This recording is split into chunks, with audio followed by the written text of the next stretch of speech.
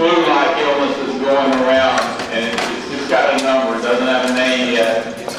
It's called D68, and it is a respiratory virus that is an enterovirus. You may have heard about it on the news.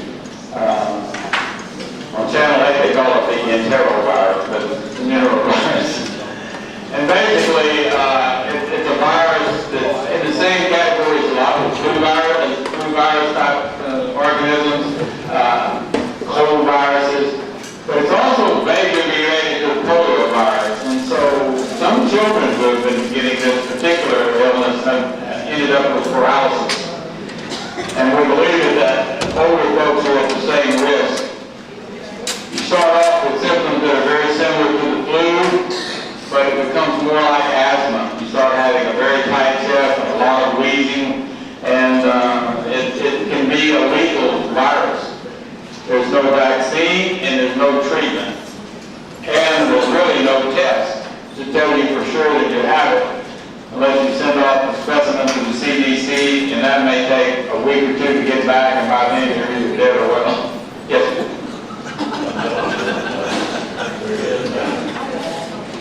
There is a portion of this vaccine that you take that will keep you from having polio.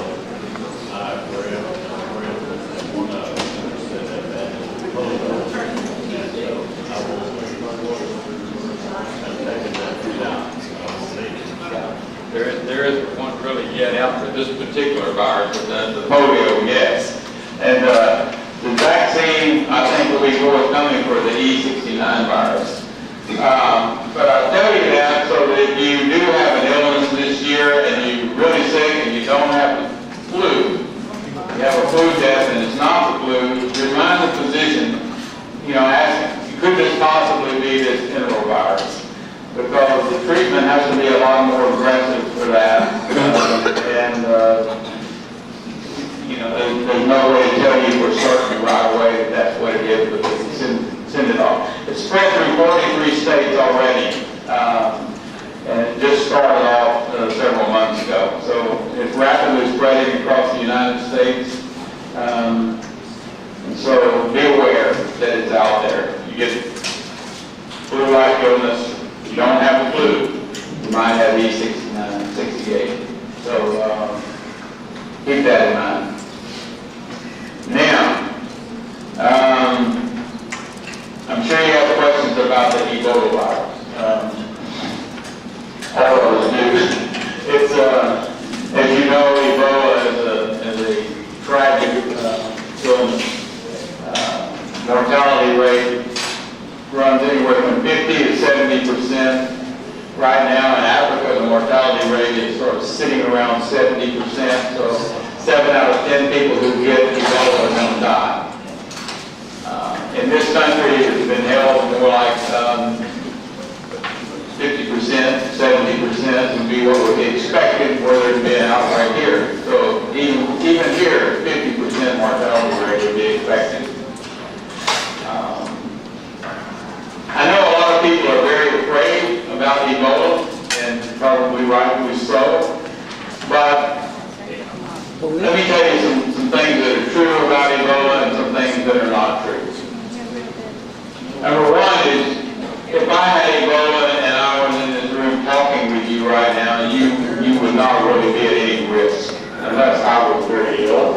If I had a fever and I was having vomiting and diarrhea, you're standing here, but if you were in the presence of such a person, you would be at risk. Bodily fluids will transmit the Ebola virus. Recently, there's been some question, well, okay, if bodily fluids will transmit the virus, what if somebody who has it and they're really sick and they sneeze on me? Am I going to be exposed? Well, probably. Bodily fluids can be transmitted in droplets, but not in the air. Okay, so if somebody were to spit on you or somebody were to sneeze on you and they were sick with Ebola, yes, you probably contacted if you got it in your eyes or on your mucous membrane. But that would be very, very rare, okay? For the most part, it's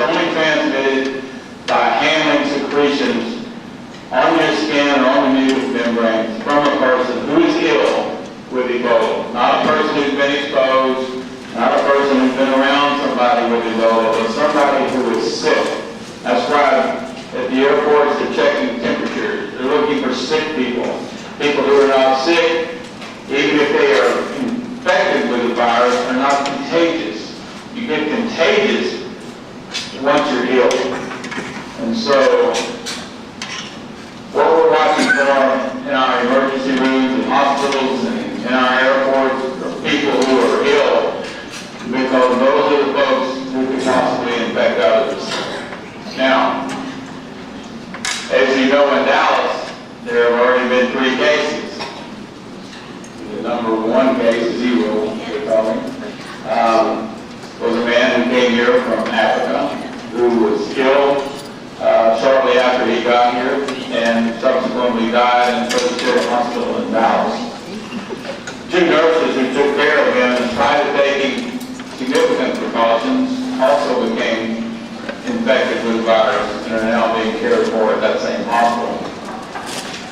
When that first patient showed up at Presbyterian, they weren't ready for that. No one in this country was really ready for that. They did their best, and they did what they did on the advice of the CDC, and they tried to take the proper precautions, but somewhere along the line, they weren't protected. And 2 people so far have contracted the virus, and there may be more. Those people are not so much the concern, they are concerned, but the people that they've been around, the people that they're close to, during the time that they became ill, are at risk as well. And so, in our hospital today, we've been meeting about what to do to prepare ourselves for a possible Ebola case. We're not that far from Dallas. And it's certainly possible that someone who is exposed to Dallas could show up in our emergency room. We hope not, but it's possible. And if they do, our goal is to isolate that person and then to get that person out of here to a CDC-approved hospital. So we will not be caring for a person here in this hospital long term. But if someone did show up, we're developing protocols today of how we would manage them, where we would put them. We have hazmat suits and other suits that we've ordered to be available so that we can protect ourselves, protect the nursing people, and get that person what care they need here and out of here as quickly as possible. We're not only taking care of Ebola folks in our hospital, and most hospitals will not. There are designated few hospitals in this country that are prepared for that. Presbyterian was caught by surprise, and it was a big surprise. Difficult for them to manage, and probably mistakes were made, and rightfully so. It's a very difficult virus to manage and to contain, and it's a lethal virus. What we're all worried about is it going to mutate? You know, viruses change in their structure as they go from person to person to person. And if it were to mutate into an airborne virus, then we would have, a serious problem on our hands. So far, that has not happened, either here or in Africa. And the hope is that it never happens. So, the only reason you need to fear Ebola is if you have contact with somebody who's sick. And I doubt that that will happen unless we were to experience a significant epidemic, and possible. But you don't need to worry about what's going on in Dallas. You're here. You don't need to worry about, well, did this person come from someplace? If they're not sick, they're not going to hurt you. And you need to understand that. They have to be febrile and sick. And then they can pass that virus on to you. You worry about getting on airplanes? Well, the guy sitting next to me on an airplane had a fever and was coughing and threw up. I'd be worried. But otherwise, no. This is really very bad. You need to worry about traveling. But a lot of people are concerned that we're not keeping folks from hot spots around the world from coming into our country. Now, there's a significant debate going on about that, whether we can stop that or not. Difficult to do, but I think should things get worse, that perhaps there would be a travel ban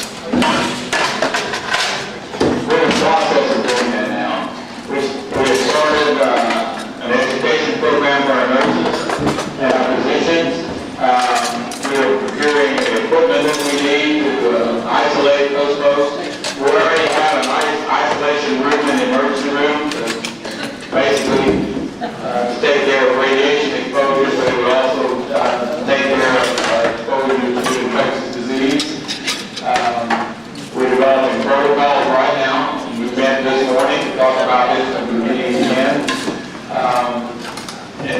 We will have an educated staff. Now, we will be prepared to take care of Ebola patients, no, but we will know how to isolate one, we will know how to protect ourselves, we will know how to get them where they need to go to get the kind of care that they will need. So, yes, we are in the process of doing those things. Any other questions? Any other questions you just want to throw out there about healthcare? Yes, sir.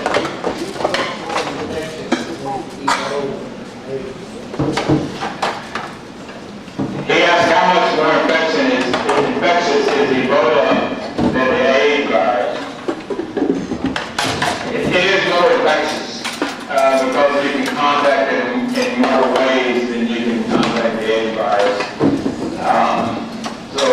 If I had my big decision, I just want to approach with AIDS. One with Ebola, I'll stick with the guy with AIDS. But they're both contagious diseases, they're both deadly. But to answer your question, I think the Ebola virus is up there number one.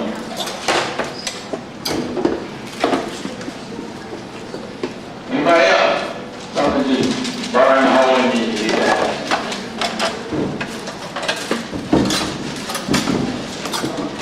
Yes. Will you be putting on other committees to talk about this? Will I be? This is the second one that I've done. There will be others, and so we really want to keep people informed about what's going on as this problem progresses. And yes, we'll have other community meetings, and if you request us to come back and talk again, we will. Things will change over the next several months, and we're glad to come back and talk about any other subject that you might be interested in.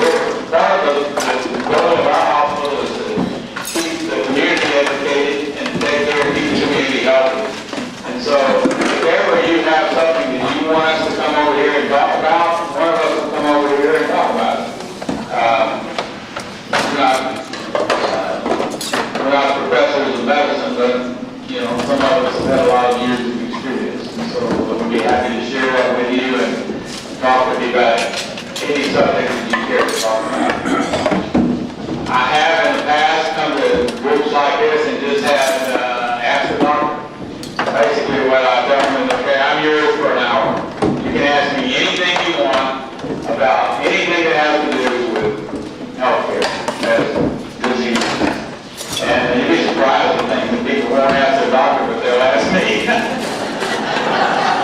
So that's a lot of fun, and we'll maybe do that sometime.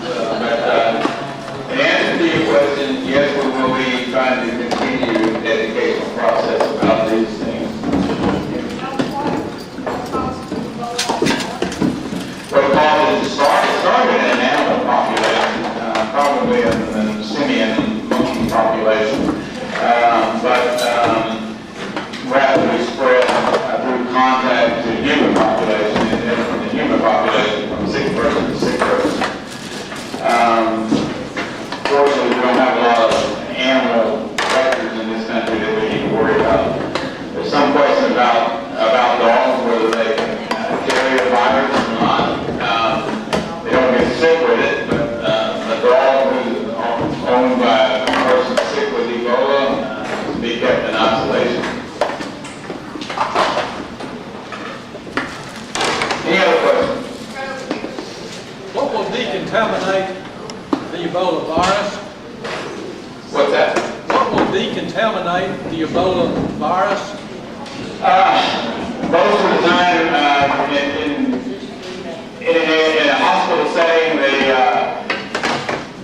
douse the clothing or the objects that have been in contact with a person with a chlorine solution, with 5%, 10% chlorine solution. That was it.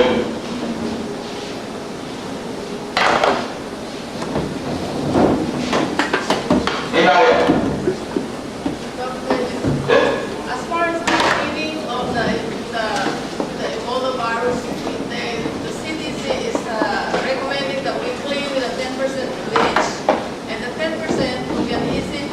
distribution of a cup of bleach with 10 cups of water.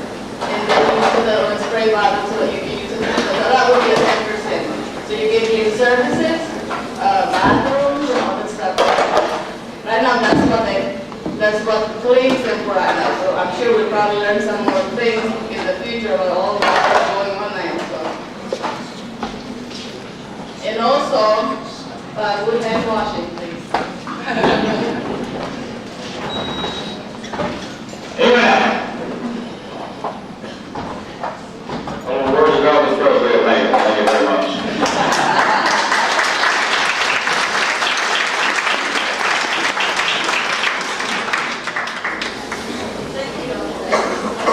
We appreciate you very much, and you mentioned ask the doctor. Well, we are going to do that next month with you. Yeah, so we'll be back. So we thank you all for coming. I think we got educated a little bit better today, and we appreciate Dr. Davies coming and everybody from the hospital. That was nice. Glad you came.